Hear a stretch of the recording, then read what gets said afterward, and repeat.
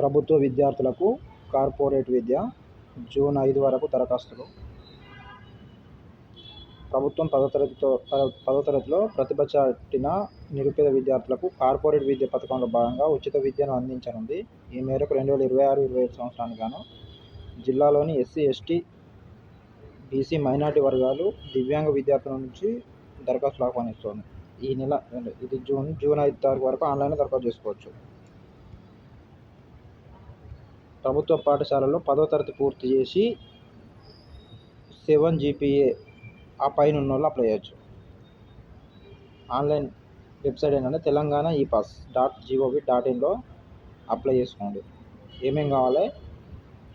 10వ తరగతిలో అది మార్క్స్ మెమో, మార్కులు, mobile number, email ID, caste income, residence, Aadhaar card, ఒకవేళ హ్యాండిక్యాప్డ్ వాళ్ళైతే వాళ్ళ సర్టిఫికేట్స్. 10వ తరగతిలో సాధించిన మార్కుల ఆధారంగా సెలెక్ట్ చేస్తారంట. జూన్ 12న సర్టిఫికేట్ వెరిఫికేషన్ ఉంటుంది. ఎంపిక చేసిన వాళ్ళని కార్పొరేట్ కళాశాలకు సమాచారం ఇస్తారు. దీంట్లో అనేది ఇంట్రెస్ట్ ఉన్న వాళ్ళు అప్లై చేసుకోండి. ఇందులో తెలంగాణ ఈపాస్. నాకు ఈ వీడియో కింద కామెంట్ చేసినా కానీ నేనైనా అప్లై చేస్తాను.